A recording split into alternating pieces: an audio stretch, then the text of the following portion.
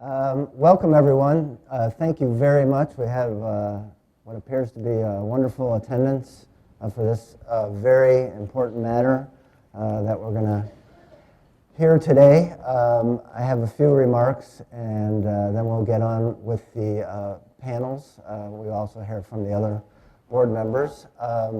First of all, the board has called today's hearing to discuss the service problems that continue to affect the nation's rail network. Since the hearing we held in April in Washington, D.C., the situation may have improved in some respects, but in other ways it has not improved or has even gotten worse. This is especially troubling as another winter approaches, with possible increases in coal demand, another bumper crop to move, the peak intermodal season about to start, and greater demand on the rail system overall. As we saw last winter, the rail network is vulnerable to the effects of cold weather, and I am extremely concerned about what will happen this year to a system that is already badly congested in many areas. In terms of service problems that have continued or gotten worse, what the farmers and others in the agricultural industry are facing in this region is a great example. We chose to hold this hearing in Fargo, North Dakota, because we recognize that agriculture in the Northern Plains region is in especially dire straits when it comes to rail service and capacity. In the hearing today, I want to have an open and forthright conversation about how the rail industry can work with its customers and what we as regulators should consider to expedite the service recovery. I hope to get further into the causes of these service problems and, more importantly, to dig deeper into solutions. But there's no doubt in my mind about the effects. We've heard loud and clear about elevators that are too full to accept more grain, with another large crop on the way, farmers losing sales, penalties for not delivering products on time, and the danger that a wealth of grain produced in the nation's breadbasket will spoil on the ground. And I know that farmers aren't the only ones who are hurting. Electric utilities and other consumers of coal across many parts of the country have watched their stockpiles dwindle to precariously low levels as deliveries are reduced and cycle times increase. Producers and distributors of other commodities, from ethanol to automobiles to chemicals, have faced disruption of their supply chains and impacts on their businesses. Passengers on Amtrak trains in many parts of the country have been severely delayed, missing connections, and having to make other travel plans due to the effects of rail network congestion. Nor are the service problems limited to the Northern Plains. We've also heard concern about the effects or potential effects in Michigan, Illinois, and Washington State, among others. Rail backups in and through Chicago have been a particular issue in the past. We expect that the fluidity of traffic passing through that crucial hub will continue to be a deciding factor in mitigating and preventing rail service problems. As Chicago goes, so goes much of the nation's rail system. I visited a number of rail sites, including the CTCO in Chicago, in the last several weeks to see firsthand both the infrastructure projects to relieve rail congestion in some of the areas where congestion is a huge issue. The issues are complex and long-standing, but must continually be addressed if the nation's first-class freight rail system is going to be as good as it can be. And finally, I recognize the effects of rail network congestion are not limited to rail customers. Congestion can also affect local communities as backups lead to slower or stopped trains and crossings are blocked for longer periods of time. As I mentioned, there have been some areas of improvement. We issued an order in April that directed BNSF and CP to provide their plans to ensure delivery of fertilizer for spring planting, and it is my understanding that for the most part, farmers received enough fertilizer for planting.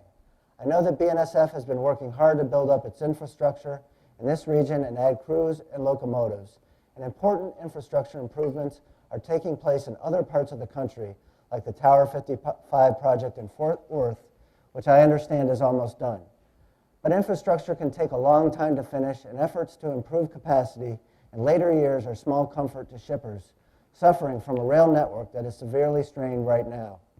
Part of the reason we're here today is to get the information we need to determine what steps the board, as a regulator, should take to facilitate the improvement of rail service issues.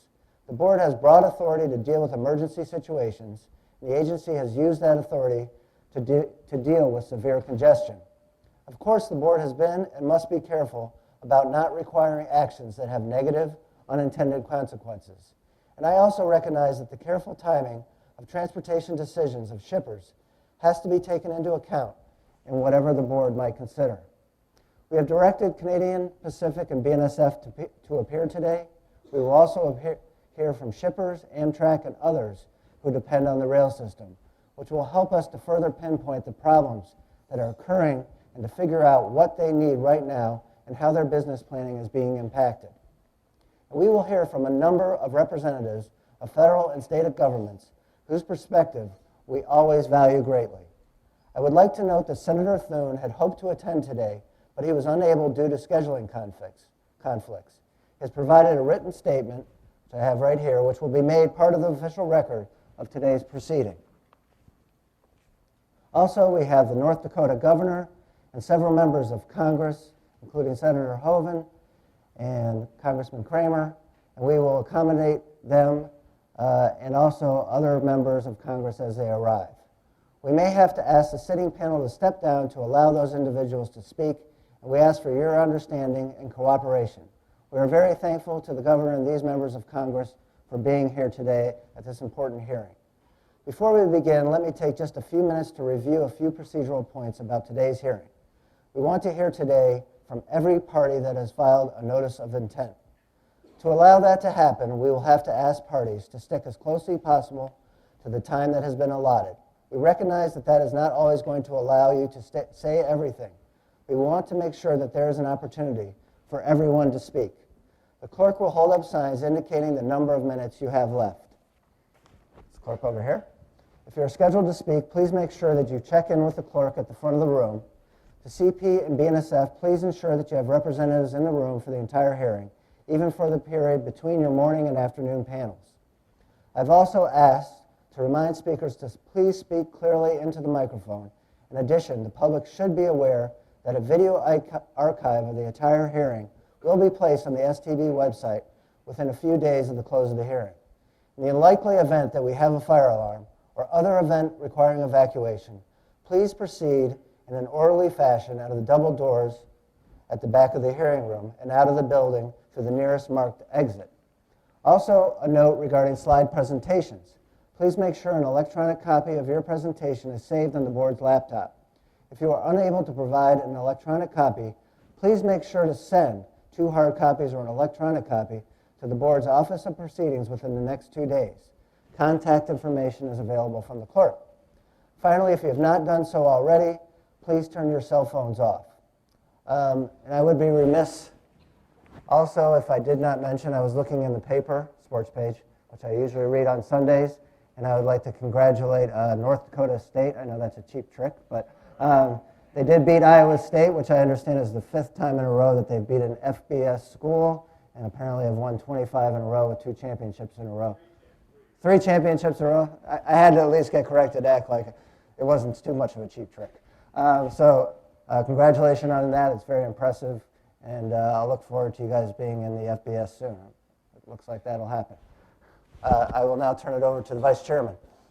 Well, thank you very much, Mr. Chairman. And I would just like to say in regards to this football discussion that I am a Kansas State fan, and one of those Division I teams you beat was us last year, and the sting is still upon me. But as we play Iowa State next week, we are actually kind of happy to see the beatdown that you gave them. But at any rate, turning now to more important issues, I too want to recognize Governor Dalrymple, Senator Haven, and Congressman Kramer. Thank you all very much for being here. I think as you can see from the capacity, the overcapacity in this room, this is clearly an important issue that matters a great deal to a big portion of the U.S. economy. This has been a really difficult time in railroading, whether you're the railroad that's providing the service or the shipper who's been relying on it. I want to say that I do recognize and I appreciate that the railroads are working very hard to close this gap. And the current backlog we have is in many ways not for their lack of trying. But by the same token, velocities continue to be slow, and we are not seeing the improvement that's necessary in service. I'm also very sympathetic, though, with the plight of the shippers who, through absolutely no fault of their own, are unable to move their products and are consequently losing market, losing money, and losing customers. Since my first month on the board, I have preached the concept of transparency, and my hope is that this hearing, along with other steps that I'm hoping the board will take, will bring greater transparency to these issues. I believe that many of the complaints that shippers have had could have been improved if they had had more information and more information in a timely way. I've seen the evidence that the railroads, particularly BNSF, are prioritizing communications with their customers during these service disruptions, yet it's clear from the conversations I've had with shippers that they're still not receiving sufficient information so that they can make informed decisions. They need more information about when cars will be delivered, the cause of delays, and how long it will be before they can begin to rely on normal service again. In too many instances, when they've received that information, it's proven to be inaccurate, and that's not helped the situation at all. One of my goals for the board moving forward is to ensure that the shippers have the information they need to make rational and informed decisions about their own businesses. Even if they aren't able to get all of the rail service they need, they should at least have sufficient information to appropriately plan for the future. I know and appreciate that there's concern on the part of the railroads about sharing too much information, but I think it's important to emphasize that the rail network is a shared network, and it's a shared network that currently has insufficient capacity to serve all of those that rely on it. As a consequence, the railroads are making the difficult decision about which shippers' traffic gets priority and how much of that traffic gets moved. In my view, those being impacted need and deserve greater transparency as to how that rail network is being shared. Another consequence of the lack of transparency during this period of service disruption has been that assumptions, conjecture, and rumor have often taken the place of facts. I believe that more information would dispel some of the inaccurate claims and accusations that have been made, both against the shippers as well as the railroads. I hope that the parties that are here today welcome the opportunity to tell their story. Hopefully today's dialogue will help railroads better understand the needs of their customers and the customers better understand the realities of the challenges faced by the railroads. Finally, I would also like to note that I am mindful that the board needs to be careful in whatever future actions we take. Despite the calls for the boards to take strong measures, I'm aware that such measures are just as likely to end up doing more harm than good. That is not to say that the board should not consider all options available to it, but the board's first concern should be to do no harm, and we should only take steps likely to alleviate the service problems, not just generate headlines.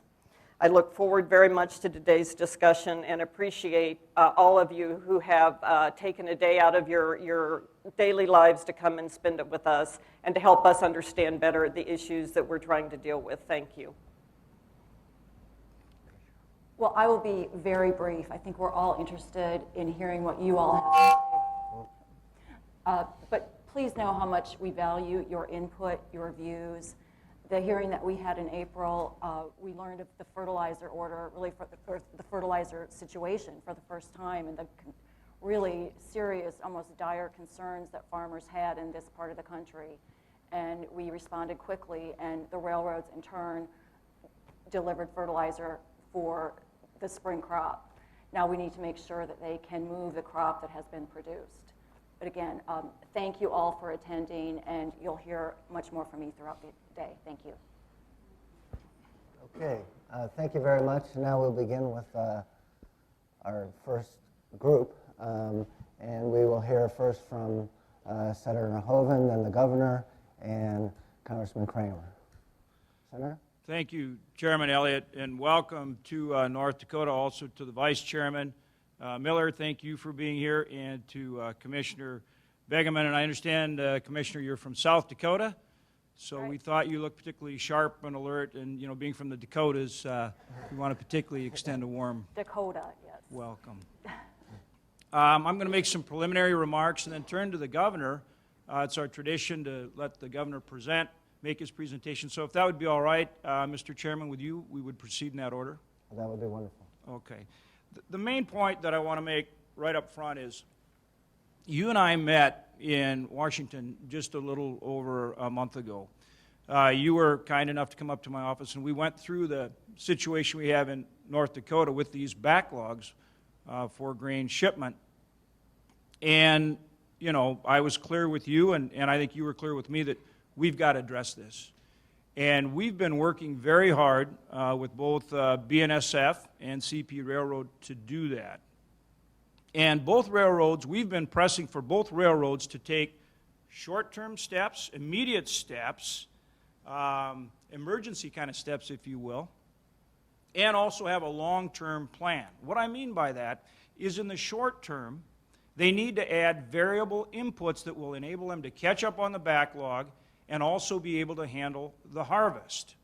When I say short-term inputs, I mean more people, more rail cars, more locomotives. And that needs to be brought to bear right now. And that's what we've been pressing for over the past number of months, and of course, what we continue to press for today. On a longer-term basis, we need more capacity. We're the fastest growing state in the country. We're not only producing over 1 million barrels of oil every day, we're a huge producer of many, many different ag commodities. And we've got to be able to move those ag commodities to market in a timely way. It is vitally important to the well-being and the operation of our farmers in this state and in this region. So we need more capacity in terms of track. That's the long-term piece. It has to start now, but we need a bigger railroad. We need more track. So surge capacity in the short term, more track in the long term. Both of those have to be an immediate effort. Now, with BNSF, I'm going to detail, after the governor makes a presentation, all the steps we've taken. They have a plan. That's a resource plan, both short-term and long-term, to increase their capacity and address the backlog now and make sure we're not back in this situation in the future. I'd like to go through that at some length for a minute. With CP, we need to see the same thing. So one of the most important things to come out of today is that we need to see a resource plan from CP in the same way, and then we need to work with both railroads and monitor and make sure that they're both taking the immediate short-term steps to address the problem and the long-term steps so we're not back in this problem in the future. And that needs to be an effort between ourselves here in North Dakota, between the STB and the railroads to make sure we address the situation that we have, which is of critical importance to our farmers, our ranchers, but also our coal. We have a huge coal industry. So that, we continue, we not only produce power for this state, we produce power for the whole region, for our other shippers, as well as for energy. And I think in a nutshell, that's where we have to go today. And again, I'll reserve the balance of my comments with your permission after allowing the governor to present. It's tradition in our state to allow his presentation. And having been governor for 10 years here, I'm a little sensitive to that. So, Governor Dalrymple. Thank you, Senator Hoeven, for allowing me to speak first. I appreciate that. Chairman Elliott and Vice Chairman Miller, Commissioner Megaman, thank you very much for coming to North Dakota for this hearing. That means a lot to us, and as you can see by the attendance in this room, there are a lot of people that are eager to give you their input. Let me just start by referring to a letter that we recently received in the governor's office from the Wilton Farmers Union Elevator Company in Wilton, North Dakota. This is a typical letter, and I just want to give you a flavor of it. We presently find ourselves in a very difficult position as harvest is just getting started and our facilities are full. CP is 525 cars behind in their service. We are presently waiting for a train that was scheduled for April 8th, 2014. This is, and collectively costing Farmers Union Elevator and our individual patrons millions of dollars, and is adversely affecting their farming operations. And in the last paragraph, we respectfully ask for your help. I just want to impress on you that this is really what this hearing is all about. It's not about commodity groups or public officials coming in to tell you something. It is about the individual elevators and farmers out there who have no place to go. They have no recourse, they have no power, they have no influence over the situation except for you. And so we're trying to let you see what an impossible situation this is for many of our shippers. North Dakota is, of course, heavily dependent on agriculture. We say we are the most agricultural state in the nation. We are number one in the production of 8 commodities and a top 5 producer of 17 different crops. Has long been our number one industry. A recent study has estimated that the losses to our shippers and farmers from delayed shipments is in the hundreds of millions of dollars. And we know that work has been done and work is being done to correct the situation.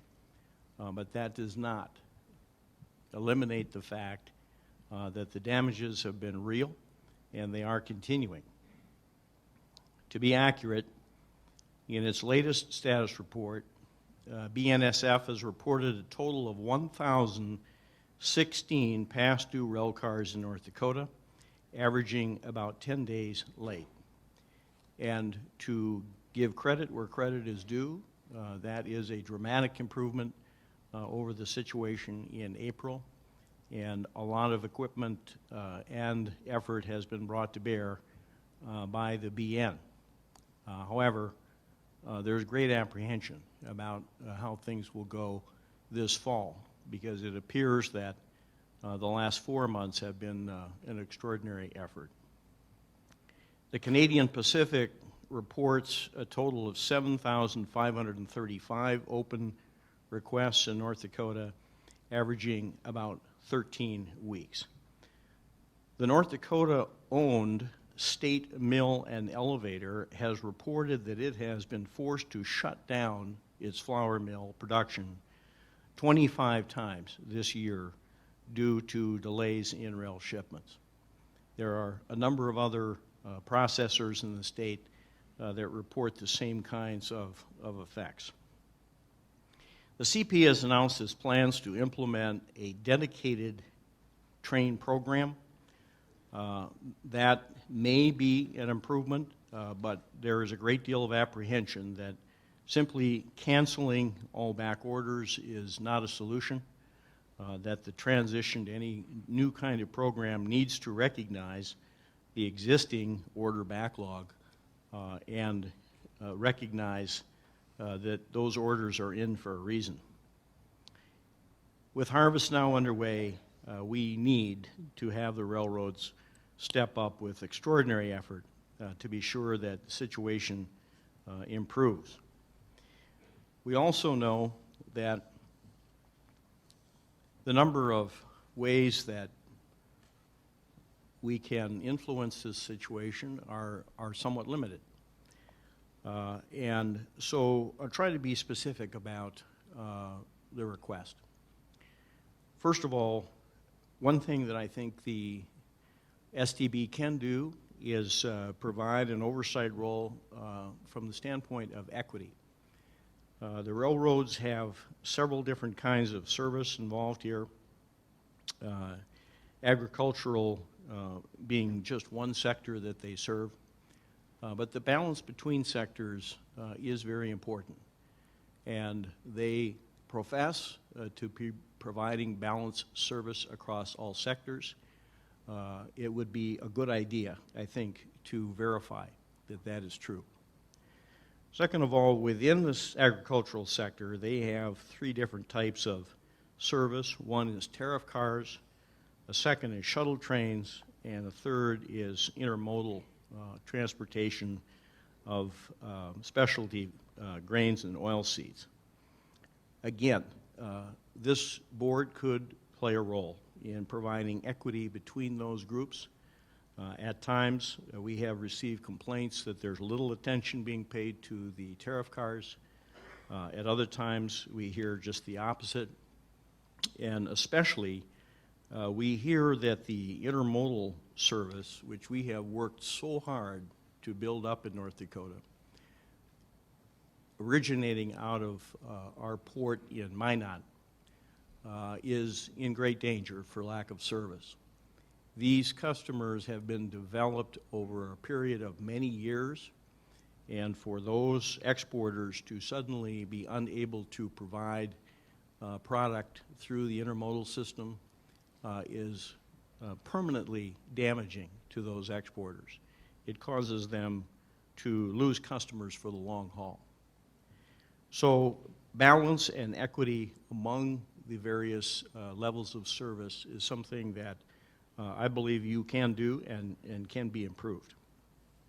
And finally, looking at the situation with the Canadian Pacific, I think that you should consider that to be an emergency situation. We would ask you to consider what you would do if there were no service being provided on a line in North Dakota like the Canadian Pacific. What would you do as the Surface Transportation Board if no car service was taking place? And I would submit to you that although that is the obvious extreme, we are about halfway to that point. And the Surface Transportation Board, we believe, does have a role here. The Canadian Pacific, like other railroads, is a common carrier. They have a responsibility to provide service to the public. And if that service is not being provided, you do have the authority to step in and begin to arrange ways for additional equipment and additional service to be provided, either directly or contractually through another operator. So I think that although I'm not an attorney and I don't know where all of these various laws and regulations really shake out, I would seriously ask you to consider this an emergency situation for North Dakota. Thank you very much. Thank you, Governor, and certainly want to concur with your remarks. To the chairman, the vice chairman, and the commissioner, again, thanks for being here. I'm not going to read my testimony, but I will present my testimony for the record. The key, as I said, is we've got to make sure there's a resource commitment to deal with the current backlog, to handle the harvest, and to create the capacity so we're not back in this situation in the future. And we need to talk in terms of specific steps, okay, not generalities. We've been working on this issue for a long time, and I want to just give you a sense of that so you can see when I talk about making sure that when you leave here, you're looking at a resource allocation plan that will take care of the problem that we've talked in terms of the kind of specifics that we need to see. On February 11th, back in 2014, I brought the managing director for the BNSF, Matt Rose, and commodity groups into my office in the U.S. Senate. At that time, BNSF agreed and committed to the following. First, that they would invest $5 billion in resources this year, $5 billion. Now, this is system-wide. $600 million of that would be in track and investments in the northern corridor. They would add 5,000 crew members and 250 maintenance workers, 5,000 crew members total, 250 maintenance workers in North Dakota. 500 new locomotives, as well as an additional 125 temporary locomotives that they were willing to dispatch to North Dakota within 2 weeks of that meeting.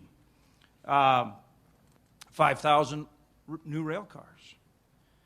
And that they would begin posting their past due orders on their website so that ag shippers could track their progress. That was in February of this year. Then in April, we had an immediate issue getting fertilizer to our producers. And it became quite acute as far as the backlog. And obviously, that's a very key timing issue. If you can't get that anhydrous in, that affects the entire crop for the entire year. So on April 12th, again, BNSF agreed to take steps. At that time, they agreed to sign unit trains to hauling dedicated to fertilizer. And so for, I think, more than a 2-week period, they used shuttle trains to haul fertilizer and actually were able to catch up on the backlog in anhydrous delivery. So there's an example of the kind of short-term step that can have an immediate result. And that's what happened with fertilizer. Then you and I met, Mr. Chairman, right around the 1st of August and talked about the need to make sure that both railroads were taking these kind of steps. And we had dialogue specifically on the CP and the steps that they need to take.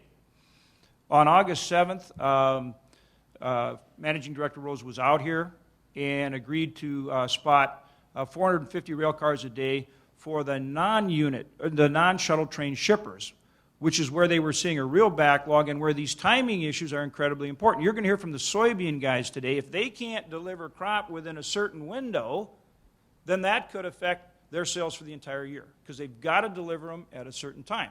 So we've got to turn a certain number of shuttle trains.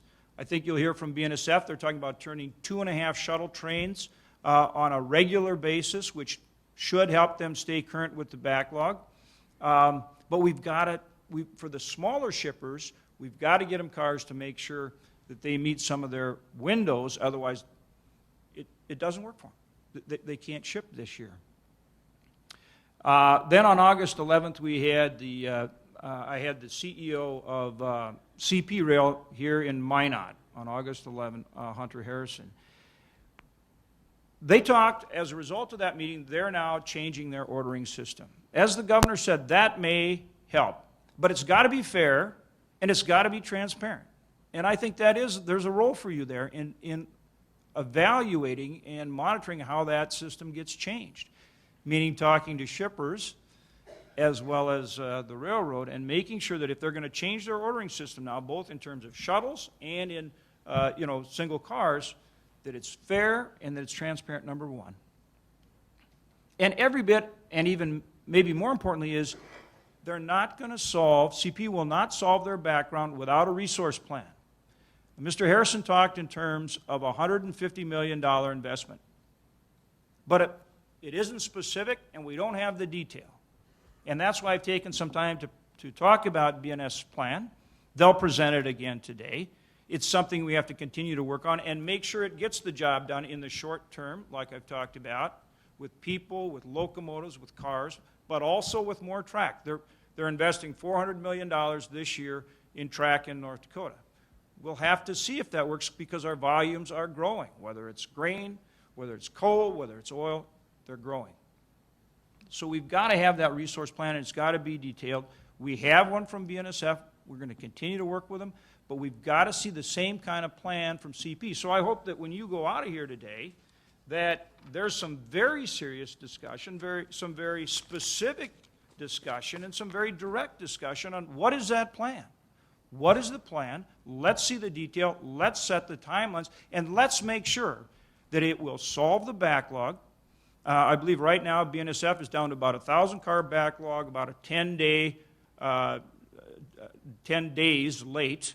And in the case of CP, you're still talking 7,500 cars backlog. And they're talking 13 weeks. What does that mean? We still don't have a reporting system. This is something you and I talked about, Mr. Chairman. We still don't have a reporting system where we really understand what their backlog is. So let's make sure we have the resource plan and clear and understandable reporting to track progress on CP, and I think we're getting there on BNSF, but we've got to continue the effort. Those are the specifics I think you can help us accomplish here today in a very, very meaningful way. As the governor said, this is about all of our shippers. We want to make sure all of our shippers are treated well and their concerns are addressed, but we have to be up front. Right now, this is an acute, critical problem for our farmers. That's the pressure point, and we've got to make sure that we provide them with assistance both now and over the long term. Again, thank you for being here, and thank you for the way that you've been open and willing to address this problem. You know, in North Dakota, we pride ourselves on building a good business climate. We work very hard on this. We work hard with companies so that they see North Dakota as a good place to invest where they get treated fairly.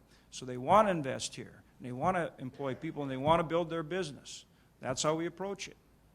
That's how we'll continue to approach it. But right now we have a different situation given the nature of how railroads work and, the fact that they have a monopoly in some senses. So they've got to step forward with resources, with resource plans. That's what we're talking about. We've got to make sure that it's going to be reasonable and adequate, and we've got to be able to track the process for our farmers and for our business people. Thanks again so much for being here. We appreciate it. Thank you. I'm feeling a little bit like I'm part of a choir. I think we're all singing from the same songbook. But Chairman Elliott, Vice Chairman Miller, and Commissioner Begeman, let me add my welcome and thank you for being here. I've provided each of you copies of my testimony as well as to the clerk for distribution and for the record. I served nearly 10 years as a regulator in North Dakota on the Public Service Commission, AKA the Railroad Commission, and I can attest to the value of your being here. This is really important. This is a testament to the importance you place on it, and certainly a testament with the crowd behind me to the importance they place on it. And your willingness to come to Fargo is important. And I thank you for listening. And also I want to add a thank you to your staff. You all as members and your staff have been incredibly accessible to me and to my staff, and I know we've spent hours on the phones and in meetings, and I say that for the benefit of our constituents who need to know that this public service is taken seriously by all of you. We all, of course, obviously realize the pressing nature of today's delays and the purpose of today's hearing. And while progress is being made, as others have discussed, against the backlog, I, like they, remain concerned about the ability of this system, the rail system, to handle another large harvest, which we are now, day to day, depending on the day and how much rain we had, is in full swing. The next several months, of course, will be crucial, as we're only a few months away from another weather change, which will challenge the efficiencies of the system, certainly in our part of the world. My testimony from the April hearing is in the docket already. I'll not reiterate a bunch of that. I, too, want to acknowledge the progress that's been made by the BNSF, and it's been encouraging. And we have seen consistent reductions in their backlog as they've worked hard, and I think in good faith, to alleviate many of their issues. They've laid down additional track, as the Senator referred to, throughout North Dakota, while simultaneously increasing their supply of cars and locomotives. In short, they've said what they're going to do, and they've been doing what they said. BNSF has also taken important steps to promote transparency. You've heard that word. I appreciate your reference to it, Vice Chairman Miller. Transparency is so important because sometimes telling the bad news is as good as, well, certainly better than not saying anything, and it's certainly better than telling something that's less than truthful, as planning is an important part of this.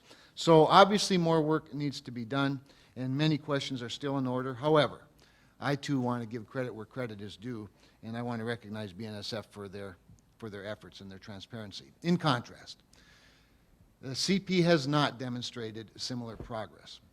After months of confusing and discouraging data, recent reports show an unrealistic improvement in the backlog, which appears to be the result of orders being canceled rather than fulfilled.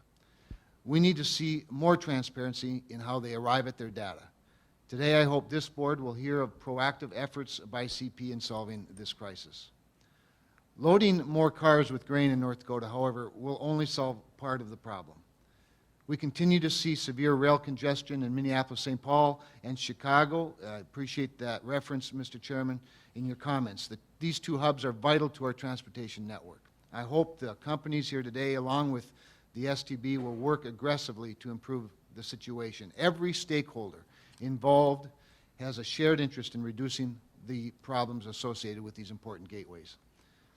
I have serious concerns also about Canada's decision earlier this year to impose performance mandates and propose fines against Canadian Pacific and Canadian National Railways for lack of compliance. This decision puts U.S. producers and shippers at a lower priority than the Canadian customers of these railways. As a neighbor and chairman of the Congressional Northern Borders Caucus, I appeal to Canadian officials to reconsider this unfortunate decision. Now, while their disappointment in the United States' opposition to a pipeline that could alleviate much of the congestion on the rails is understandable, this aggressive step cannot be ignored. I hope you will analyze Canada's actions and do what is necessary to make sure U.S. shippers and customers are not left behind. Finally, I do caution against an over-reliance on the board's emergency powers. Commodity discrimination may sound like a good solution, but it may also exacerbate rather than alleviate the problem. Deregulation was supposed to improve the bottom line of our railroads, their efficiency, and eliminate the need to nationalize our nation's railroad operators. By many accounts, this was successful. Yet, prolonged service problems like the ones we are experiencing in North Dakota often result in further government involvement. I hope BNSF and CP, working with customers, will do everything in their power to demonstrate the effectiveness of the current regulatory environment. Again, welcome and thank you. And we should never forget, you are here because we are blessed.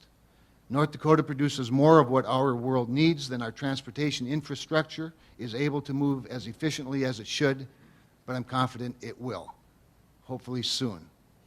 I'm committed to resolving these serious backlogs as well as ensuring American consumers and producers are not further disadvantaged by these delays.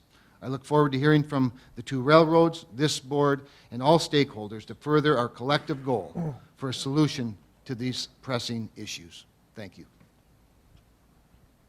Thank you very much for attending today. I know it means a lot to us. I did want to note before we go on, with respect to the board's ability to help in certain specific situations, we do have a group called the Rail Customer and Public Assistance Program. They've worked with the Senator, the Governor, and Congressman on various issues, I believe including the Wilton letter that you referenced. Lucille Marvin, who's the head of that group, is right there, and Mike Higgins also works in that group, as does our clerk, Mr. Ross. So if you do have specific problems or issues that you would like to discuss or address, please talk to them, or at least you can call them at our office at any time. As the Congressman mentioned, they're very accessible, and there is an ear there for you. So, anything else? Thank you. Thank you very much for coming.